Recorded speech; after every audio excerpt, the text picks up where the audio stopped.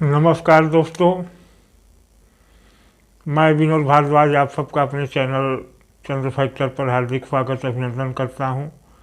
जैसा कि आप थंबनेल में देख रहे हैं कि चंद्रमा का यह उपचार कमाएगा धन, तो आज चर्चा मेरी एक विशेष उपाय पर है। आप सभी जानते हैं कि धन बहुत ही महत्वपूर्ण चीज़ है व्यक्ति के जीवन के लिए, और यूट्यूब पर आप देख ही रहे हैं कि एक से एक ज्योतिषी हैं जो धन बरसा रहे हैं। हम बरसाने की बात नहीं करते, हम कमाने की बात करते हैं कि चंद्र के उपचार से धन कैसे कमाया जा सकता है और कैसे चंद्र धन कमवाएगा। तो मेरे चैनल पर नए हैं तो चैनल को सब्सक्राइब कर दीजिए, लाइक कर दीजिए, शेयर कर दीजिए। आइए चर्चा शुरू करते हैं। हम यूट्यूब के पंडितों की बात नहीं करेंगे, हम फैक्ट की बात करेंगे। धन सबको ज़रूरत है, पर धन उत्पन्न कैसे होता है, धन व्यक्ति को मिलता कैसे है? तो दो ही माध्यम हैं, या तो नौकरी या रोजगार, व्यवसाय। जन्म कुंडली को लिया जाए, ज्योतिष को लिया जाए, तो सामने यह एक आपके कुंडली बनी है। इस कुंडली में यह लग्न है, अर्थात यह व्यक्ति है। इस व्यक्ति को चाहिए धन, धन का दूसरा घर है, और धन मिलेगा या तो नौकरी से या रोजगार से।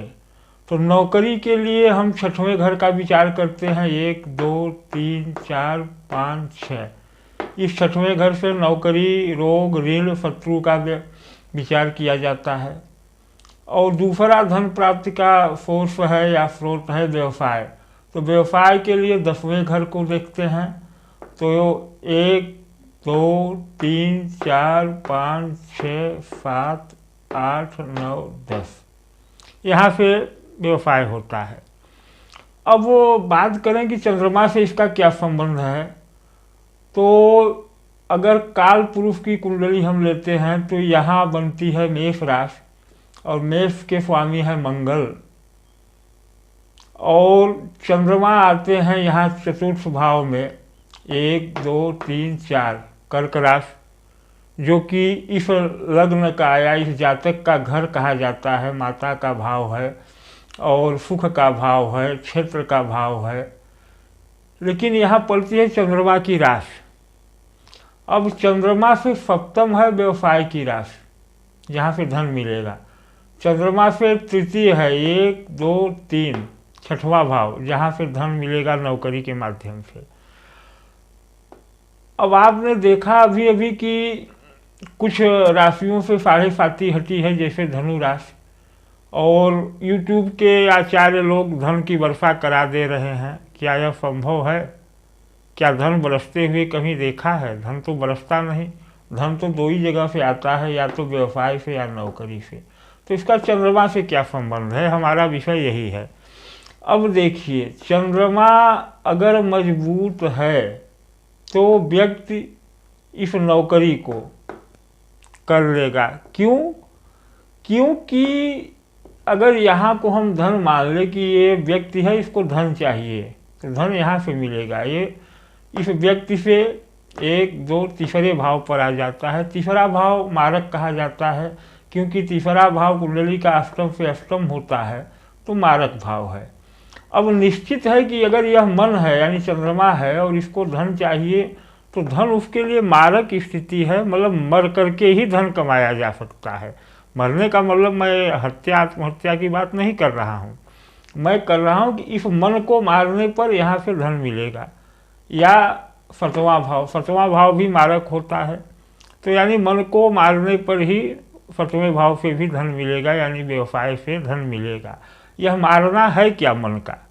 मन का मारना का तात्पर्य यह है कि मन को घिसना, मन को रगड़ना किसी भी कार्य में।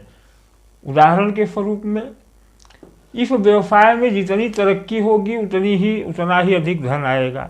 वह तरक्की करवाएगा कौन? भाग्य नहीं, यह मन, यह चंद्रमा जितना मजबूत होगा उतना इस क्षेत्र में, इस व्यवसाय में वह संघर्ष करेगा और धन प्राप्ति होगी।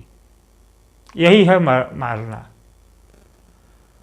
अब जैसे लोगों ने कहा कि साढ़े साथी खत्म हुई और धन की बरसात करा रहे हैं, साढ़े साथी होती कब है?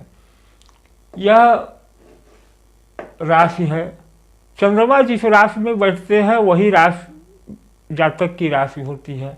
मान लीजिए कि मेष लग्न ही है और मेष राशि है, चंद्रमा यहाँ बैठे हैं, तो शनि जब द्वादश भाव में आएंगे 2.5 साल राशि पर आएंगे और 2.5 साल राशि से दूसरे भाव में, यह 3 खानों में 2.5 साढ़े 7 साल, यही साढ़े साथी है। अब धनु राशि यहाँ है, धनु राशि से अभी 17 जनवरी को शनिदेव इस दूसरे भाव से निकल करके तीसरे भाव में आ गए हैं और लोग धन बरसाने लगे हैं। एक चीज सोचिए कि जिस व्यक्ति का चंद्रमा कमजोर हो उसके लिए साढ़े साथी का आना और जाना क्या मतलब रखता है?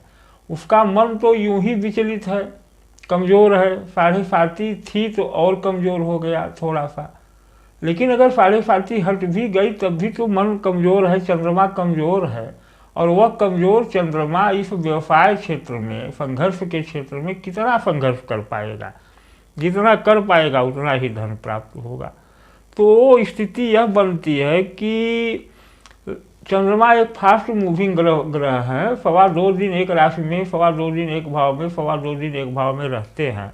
तो इस कारण उनके फास्ट मूविंग होने के कारण हर कुंडली में लगभग 70% कुंडलियों में चंद्रमा कमज़ोर होते हैं। चंद्रमा के कमज़ोर होने के कारण भी कई हैं।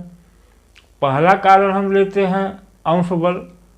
10 अंश से कम या 20 अंश से अधिक होने पर चंद्रमा कमज़ोर होने लगते हैं। एक कारण तो यह हो गया, क्योंकि फास्ट मूविंग है तो उनका अंश बहुत जल्दी जल्दी गुजरता है, तो अक्सर कुंडलियों में खराब होते हैं।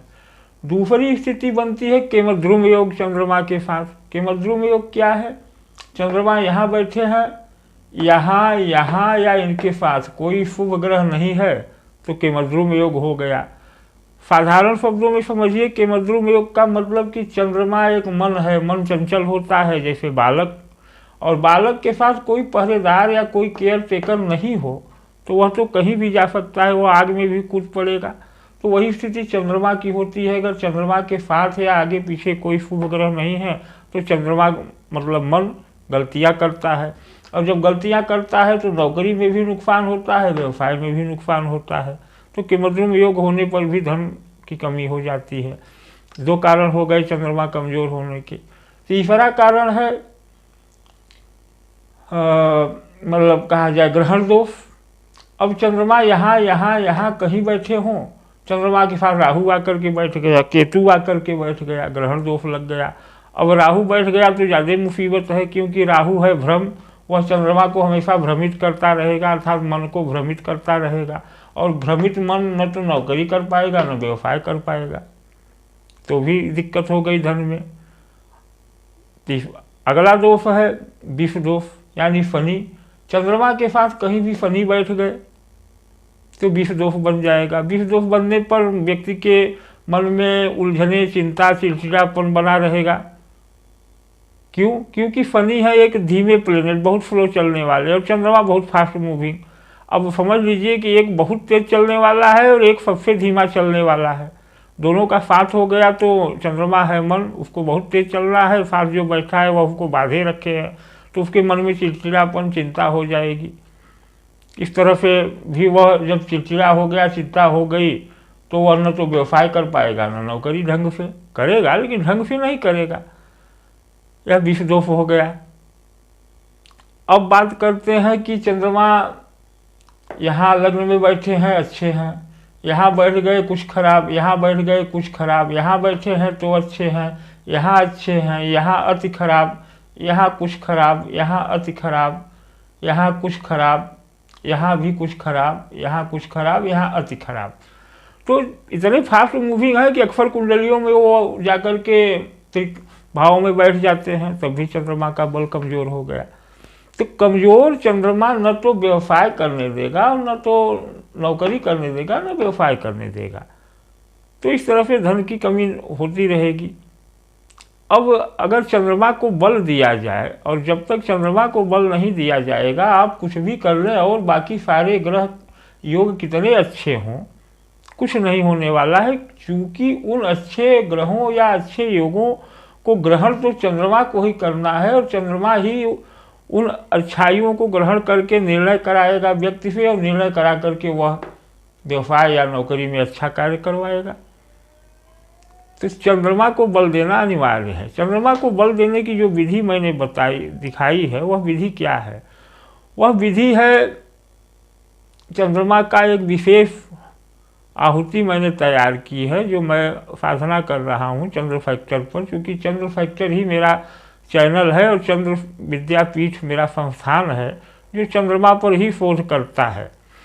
तो चंद्रमा की हमने एक विशेष संविधा तैयार की है। इस संविधा में 9 ग्रहों की संविधाएँ हैं, जैसे सूर्य के लिए मदार, चंद्रमा के लिए पलाश, अन्य ग्रहों की इसी तरह हैं, और शुक्र के लिए गूलर। सारे विवरण मैं डिटेल में दे दूंगा, वीडियो लंबा हो जाएगा, तो इसलिए छोटे में, मतलब 9 ग्रहों की संविधा, साथ में गुग्गल, साथ में लोहबान, साथ में पीली सरसों और साथ में कपूर, इतनी चीज़ों को मिला करके मैंने एक पाउडर तैयार किया है, यानी 9 ग्रहों की संविधा जो चंद्रमा को लाभ पहुंचाएगी। इस संविधा को शाम को चंद्र उदय या कह लीजिए रात्रि का आगमन होने के बाद, शाम के समय अंधेरा हो जाने के बाद थोड़ी सी अग्नि जला करके, गऊ के गाय के गोबर से जो कंडे बनते हैं या आम की लकड़ी में, उसमें चंद्रमा को आहुति दी जाए, और जो उससे भस्म बनता है उस भस्म को आप लगाएं मस्तक पे। मस्तक पे नहीं लगा सकते, क्योंकि आज शहरों में या मार्केटिंग में कार्य करने वाले तिलक चंदन वो भी काला नहीं लगा सकते, तो नाभि में लगाएं, और एक चुटकी थोड़ा सा हर सुबह उसको जल के साथ ग्रहण कर लें जैसे दवा। तो इससे चंद्रमा आपका बहुत मजबूत होगा और आपको निश्चित लाभ मिलेगा। अब जिन सामग्रियों को मैंने बताया, इन सामग्रियों को आप लेकर के पंसारी की दुकान से कूट पीस करके इसका पाउडर बना सकते हैं। आप नहीं सक्षम है तो हमारे संस्थान से हमसे संपर्क करिए, हम आपको बनाया देंगे और गारंटी के साथ देंगे, क्योंकि मैं जंगलों में जाकर के स्वयं सारी वनस्पतियाँ एकत्रित करता हूँ। अब थोड़ी देर के लिए एक समस्या और आती है कि आप शहरों में रहते हैं जहाँ अग्नि जलाना या हवन करना संभव नहीं है, तो आप हमारे संस्थान से हम हर शुक्ल पक्ष में चंद्रमा के लिए विशेष उपचार करते हैं इन्हीं वनस्पतियों के माध्यम से। तो आप हमारे संस्थान से वह भस्म ले सकते हैं और उस भस्म को मस्तक पर लगाएं, बड़ी अच्छी बात। नहीं लगा सकते तो नाभि में लगाएं और थोड़ा सा ग्रहण करें, एक चुटकी भर। आप देखेंगे कि लगभग 30 दिन, मतलब जो 27 दिन का नक्षत्र होता है चंद्रमा का, 27 दिन बीतते बीतते आपको लाभ मिलना शुरू हो जाएगा। यह तो रही चंद्रमा की बात और औषधियों की बात। मित्रों, मेरा चैनल बहुत छोटा सा है, आप लोग सब्सक्राइब करके इस चैनल को बढ़ाएं। मैं उल जलूल बातें अपने चैनल पे नहीं लाता, जो भी लाता हूँ वह फैक्ट लाता हूँ और बहुत शोध और रिसर्च के बाद लाता हूँ। चंद्र विद्यापीठ नाम से मैंने संस्थान प्रारंभ किया है जो चंद्रमा के फैक्टर और अन्य ग्रहों के फैक्टर पर शोध करता है। इस संस्थान को आगे बढ़ाने के लिए आप लोग जो बन पड़े 10, 20, 50 रुपये, 100 रुपये हमसे आर्थिक सहयोग करें, और जो हमने वनस्पति बताई है वह वनस्पति आप हमसे बहुत ही उचित और कम मूल्य पर खरीद सकते हैं। वनस्पति नहीं खरीद करके हवन नहीं करना चाहते तो आप वह भस्म हमसे ले सकते हैं बहुत उचित मूल्य पर। निवेदन है कि हमारे चैनल को सपोर्ट करें, जिससे कि चंद्रमा के प्रति शोध का कार्य निरंतर चलता रहे। गूगल पे नंबर स्क्रीन पर है, आप लोग जो बन पड़े हमको सहयोग करें। हमें चैनल चलाने के लिए और शोध के लिए आपके सहयोग की आवश्यकता है। अंत में निवेदन है कि चैनल को सब्सक्राइब कर दें। धन्यवाद, नमस्कार।